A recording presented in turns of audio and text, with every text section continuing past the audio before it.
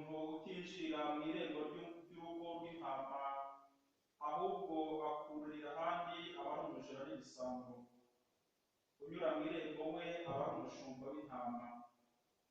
Uwugarira irembo aramukururira, n'intama zikumva ijwi rye, maze agahamagara intama ze mu mazina yazo, nuko akazahura.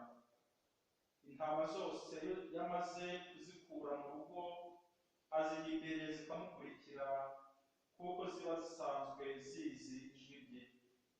Ntizikurikira aho ahandi, ahubwo ziramuhunga, kuko ziba zitazi ijwi ry'abahandi.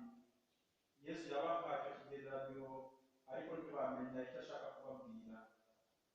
Nuko Yesu ati, ndababwira ukuri koko, ni ryo rembo ry'intama. Abandi bose baje imbere yanjye ni abajura n'ibisambo, n'intama zanze kubumva. Ni ryo rembo, uzanyuraho yinjira azakizwa, azishyira yizane kandi abone urumuri. Umujura agenzwa no kwiba, no kwica, no kurimbura.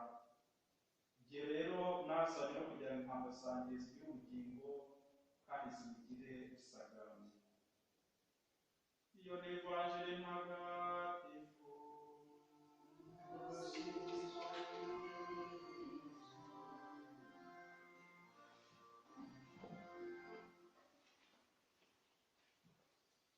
Bakristo bavandimwe, Yesu Kristo nakuzwe. Tugize amahirwe yo kuza gutura igitambo cy'Ukarisitiya kuri iki cyumweru cya kane cya Pasika, icyumweru cy'umushumba mwiza, icyumweru gifite ubutumwa Papa yandikiye abakristu, abihaye Imana, kuko ni icyumweru cyo gusabira ihamagarirwabutumwa muri Kiliziya. Papa mu kutwandikira yifuje kugaragaza ibiranga umuhamagaro. Mu bintu bine, mu magambo ane yakoresheje, mu biranga umuhamagaro uwo ari wo wose nk'uko yabivuze, mbere na mbere harimo gushimira. Kubera ko umuntu ajya gufata umuhamagaro abanje gusuzuma ubuzima bwe, waba umuhamagaro wo kwiha Imana cyangwa se gushinga urugo, umuntu agomba gushimira Imana kuba yaramuhaye ubuzima. Icya kabiri Papa yatwibukije mu butumwa yageneye uyu munsi ni ubutwari. Kwiha Imana ni ubutwari, gushinga urugo ni ubutwari. N'ikimenyimenyi hari benshi binanira cyangwa bakabireka, hari benshi bagira ubwoba no gushinga urugo pe, akavuga ati ngenda abona umugore ntamushobora, umukobwa ati ndabona amategeko y'umugabo ntayavamo, agahitamo kugumira aho ngaho, akabura ubutwari bwo kwiyemeza gukora engagement yo kwiha Imana cyangwa se yo gushinga urugo. Murumva rero ko gutwara umuhamagaro uwo ari wo wose ni ngombwa, kubera ko mu muhamagaro umuntu ahura na byinshi bimusaba ubutwari. Icya gatatu Papa avuga mu muhamagaro ni ububabare, ahandi yise umunaniro, abihuje n'ubutumwa abasaserdoti bakora cyangwa abandi bihaye Imana bakora, umunaniro bahura nawo muri ubwo butumwa.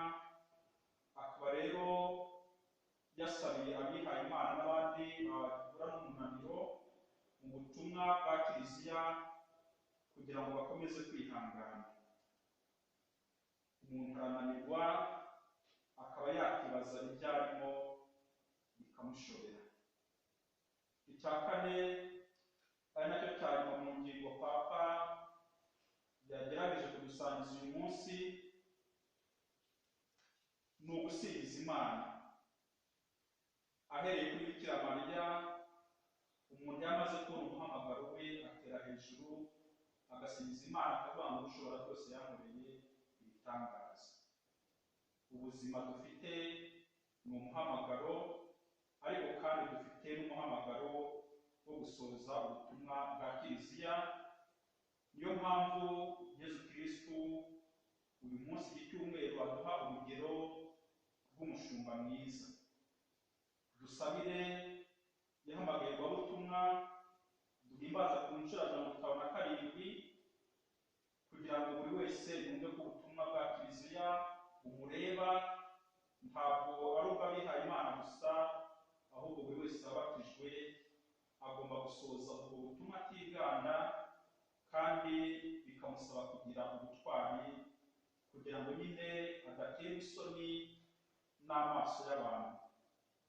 Nk'uko nabivuze mu gutangira, turazirikana ibiranga umushumba ndetse n'intama. Umushumba mwiza mwabyumvise, intama zumva ijwi rye, arazihamagara mu mazina yazo, nuko akazabura. Bishatse kuvuga ko umushumba mwiza nta ntama n'imwe imusoba, nk'uko ijambo ry'Imana ritubwira, iyarwaye arayiterura akayishyira ku rutugu, iyazimiye akajya kuyishakisha. Ikindi tuzirikana ni uko nyine umushumba mwiza yahura intama mu rwuri rutoshye, kuko twanaririmbye. Uragiwe n'umushumba mwiza ntacyo abura. Intama zikurikira uwo mushumba mwiza. Yesu ati, irembo ry'intama, uzanyuraho yinjira azakizwa, azishyira yizane kandi aruhugure. Nibyo koko Yesu yarabivuze agira ati, ni inzira ukuri n'ubugingo, ntawugera kwa Data atanyuzeho. Bavandimwe, kwa Yesu umuntu arakizwa, kwa Yesu umuntu arishyira akizana. Kwishyira ukizana murabizi niko twita liberite, ni ukumva umuntu afite ubwisanzure. Yesu ati, njyewe rero nazanye no kugira ngo intama zigire ubugingo kandi zibugire busagambye. Bavandimwe, Yesu ni umukiza akaba n'umushumba. Amenya intama ze, akazirengera, akaziragira, ndetse akazitangira ubuzima bwe, akemera kuzipfira. Iki ni ikigereranyo Yesu yahaye abafarisayi, ariko ntibabasha kubyumva. Natwe nk'abakristo dushobora kutabyumva, ariko kuko Yesu yagiye asobanura imigani, ndibuka asobanura umugani w'umubibyi, aha naho arasobanura uyu mugani abacira, agaragaza ko ari umushumba, akaba n'irembo. Twe nk'abakristu turi intama ze, Kiliziya ikaba ubushyo. Muzi ko kugira ngo intama zitwe ubushyo ni uko ziba zikoze igikumba. Turi ubushyo buragiwe n'ikiganza cye n'ukuboko kwe. Bavandimwe, uwabwirije yabitubwiye neza. Uyu munsi turasaba nyir'ubushyo ariwe Yesu Kristo ngo Kiliziya ihorane abashumba basa na Yesu. Ni ikintu tugomba gusaba tutarambirwa, kubera ko utaragiye n'umushumba mwiza, mwese mufite amatungo, umushumba mubi akubita intama, sibyo? Abandi bakazibaga, bakazirya izishishe kuko Yesu abivuga, ayabwira abafarisayo. Ntabwo bondora izirwaye, ahubwo barazigurisha. Dusabire Kiliziya kugira ngo ihorane abashumba basa na Yesu, bemera kwitangira ubushyo baragijwe. Ikindi twumvise, turasabira abayobozi kugira ngo bayobore abantu babigiranye umutima wa kibyeyi. No masengesho rusange turaza kubikora tunazirikana amagambo turajya tuvuga. Ndasaba uri busome ibisabisho cyangwa kubiririmba kugira ngo byose aze kubisoma, tubikorane umutima wo kwemera bahagarariye abandi bitewe n'ibihe turimo bigatuma abakristo baterana, tubasabira aho bari hirya no hino kugira ngo buri wese mu nshingano ze amenye ko ari umuyobozi, ariko dusabire cyane cyane n'abayobozi b'igihugu cyacu. Ababyeyi namwe abari hano mugomba kumenya ko mugomba kuyoborana nyine abana banyu, abaturanyi, umutima wa kibyeyi. Turasabira urubyiruko kuri uyu munsi, navuga ngo bareba ku buryo bw'umwihariko rwigwizemo umutima wo kuragira abantu n'ubutwari bwo kubapfira. Abenshi banga kwitaba umuhamagaro kubera kugira ubwoba no kumva ko batabishobora. Nibyo navuze, Papa yatwibukije ko ibi byose bisaba ubutwari, kuko bigera no kugendera kwitangira bagenzi be. Turasabira n'intama zose abakristo ngo ziyoboke umushumba mwiza witwa Yesu Kristo. Aya ni amagambo twasanze muri iki gitabo cya Dusingizimana wabwirije yakoresheje, batwibutsa ko ibi byiciro byose tugomba kubisanya. Bavandimwe, ibirura nabyo Yesu yatwibukije, muzi ko bitoroheye intama kimwe n'ibisambo. Muri iyi minsi mu makuru amaze iminsi bavuga abantu biba inka mu Bugesera, igisambo ntabwo kinyura ku irembo, gica hirya kigacunga abashumba kugira ngo kibashe kwiba amatungo. Ariko kandi nk'uko nabivuze, twagaruka no ku ruhande rw'intama tukamenya ko hari intama zigorana, zanga ko bazahura, zirisha aho zishaka, ndetse nk'uko mubizi haba n'izindi zitsimbana, murazizi, wajya kuyifata ikazana amahembe igire gute ikwica. Izi ntama zigorana ni ukuzegereza Yesu kugira ngo abe ari we kuzikiza, wo kuzihindura. Kandi n'intama zigira umwanda nazo murazizi, ngo turavuga amatungo muri rusange, byagera ku ngurube yo n'ibindi bindi, sibyo? Mu bisogoro kandi koko izo ntama ziriho. Iyo myanda tuvuga kuri twebwe abakristo ni imyanda y'ibyaha. Uwo mwanda tuwuhuriyeho, ni ugusaba Nyagasani kugira ngo awudukuremo. Bavandimwe, umushumba wacu Yesu Kristo, Petero mwumvise ko amwita umutegetsi n'umukiza. Ni we wo kudukiza kugira ngo tube intama nziza, kandi icyatuma tuba intama nziza ni ukwisubiraho. Abayahudi babajije Petero n'izindi ntumwa bati, bavandimwe dukora iki? Kubera iki babaza intumwa iki kibazo? Nuko Petero yuzuyeho mutagatifu yari amaze kubagerekaho urupfu rwa Yesu, ati wa wundi mwebwe mwishe. Babyumvise bagira ubwoba, ati bavandimwe dukora iki? Nta kindi yababwiye uretse kwirokora. Kwirokora, ijambo rikomeye, kwitandukanya n'abantu bayobye. Nicyo ngicyo tugomba gukora kugira ngo tugere ku burokore. Nuko umuntu yakwisubiraho akamenya ko ari igihe cyo kwirokora, buri wese akaramira amagara ye. Bajya bavuga ngo yateruwe hejuru, buri wese asamaye.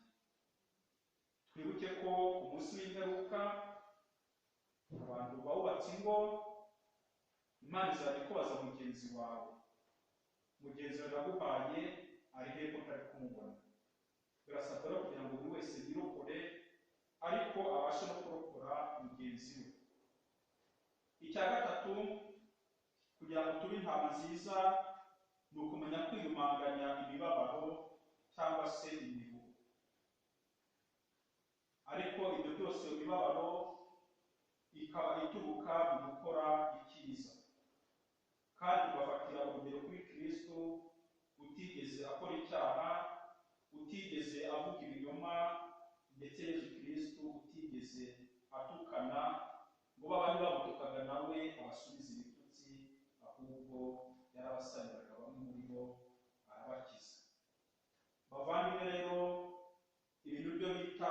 kugarukira Imana. Iyo umuntu akoze urugendo aba akoze icyo twita kugarukira Imana. Kugarukira Imana ni ibya buri munsi, ni urugendo tugomba gukora buri munsi. Koko rero mwari mumeze nk'intama zatatanye, none ubu ngubu mwagarukiriye umushumba n'umurinzi wanyu. Uhoraho niwe mushumba wanjye, ntacyo nzabura. Muri ibi bihe bya koronavirusi, Yesu niwe murinzi wacu, ntacyo tuzaba, kandi koko biri kwigaragaza. Tumushimire rero mu mwanya w'abandi twebwe twahuriye hano, tumushimire ko atwumva, yumva amasengesho. Nk'uko mwabyumvise amatangazo, ingamba ziri kugenda zoroha, kandi dusabire n'abayobozi bacu uko nabivuze n'abaturage bose kugira ngo dushyire hamwe mu kubahiriza ingamba, maze dutsinde icyago kitwugarije muri iyi minsi. Bavandimwe, kugira ngo ibyo binashoboke, ni ugukurikiza ibyo Papa yatubwiye mu ibaruwa yatwandikiye ku itariki 25 z'ukwezi kwa 4 uyu mwaka, adusaba ko muri uku kwezi kwa 5 kwa Bikira Mariya twarushaho kuvuga rozari mu rugo iwacu, cyangwa se buri muntu ku giti cye bitewe n'imiterere y'ahantu, ariko tukamenya ko Bikira Mariya amasengesho ye atugirira akamaro, kandi niwe tugomba kwiyambaza kugira ngo dusabe nk'uko yasabiye abari mu bukwe bw'ikana. Bikira Mariya utabara abakristu adusabire kugira ngo ibi byose tuba tuzirikanye mu bijyanye n'intama n'umushumba mwiza, adusabire kugira ngo turusheho kuba intama nziza kandi tuyoboke umushumba mwiza, umwana we yatubyariye kandi yabonye azuka mu bapfuye, ubu ngubu akaba yaramwimye.